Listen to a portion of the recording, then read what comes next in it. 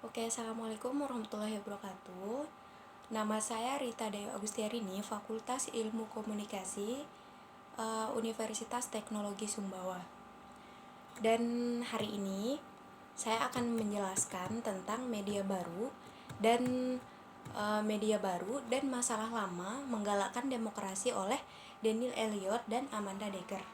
Nah, eh, kemarin masalah baru dan media baru dan masalah lama menggalakkan demokrasi ini pernah dijelaskan oleh Reza Nur Oktaviani, dan hari ini saya akan menjelaskan ulang.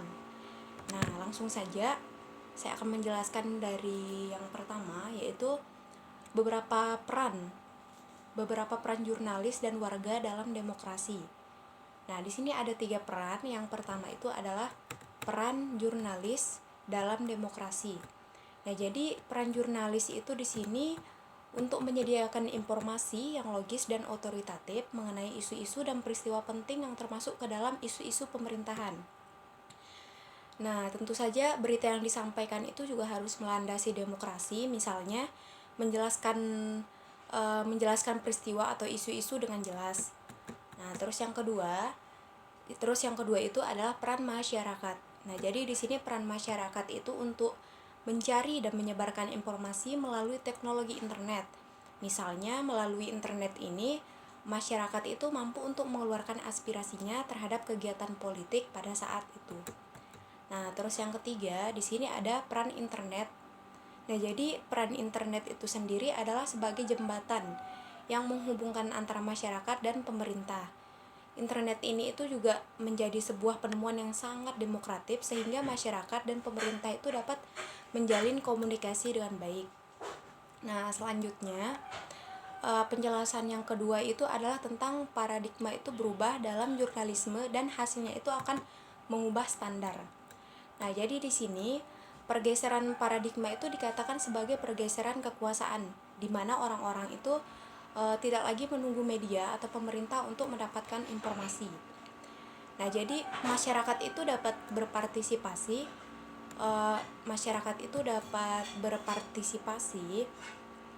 dalam demokrasi dengan menciptakan jurnalistik mereka sendiri gitu. Nah, sedangkan jurnalisme itu sendiri memiliki tanggung jawab yang penuh untuk menginformasikan kepada masyarakat dan memelihara demokrasi.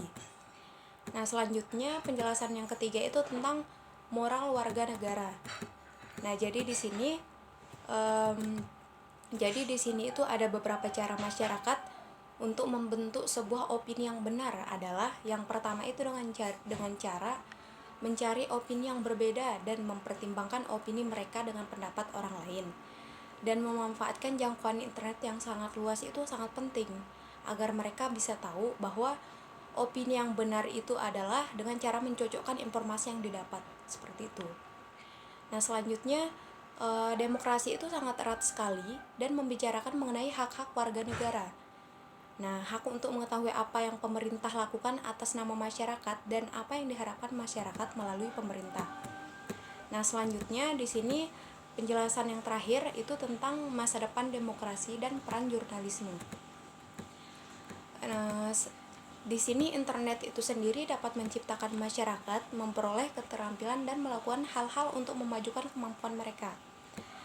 Masa depan demokrasi dan peran jurnalisme itu pada era baru ini itu merupakan salah satu di mana media berita dan warga yang aktif mengakui ketergantungan mereka bersama. Nah, di mana media berita dan warga yang aktif media yang aktif itu mengakui ketergantungan mereka terhadap suatu demokrasi pada masa depan sebuah demokrasi gitu. Nah, terus yang terakhir adalah kebebasan jurnalistik itu mendukungnya penyebaran informasi yang dilakukan oleh warga masyarakat. Namun, warga masyarakat juga harus memahami bahwa informasi yang mereka peroleh itu dari manapun bukan memenuhi kepentingan mereka, tetapi untuk memberikan kesempatan bagi mereka untuk bekerja dalam lingkungan publik. Nah, seperti itu. Sekian, terima kasih. Wassalamualaikum warahmatullahi wabarakatuh.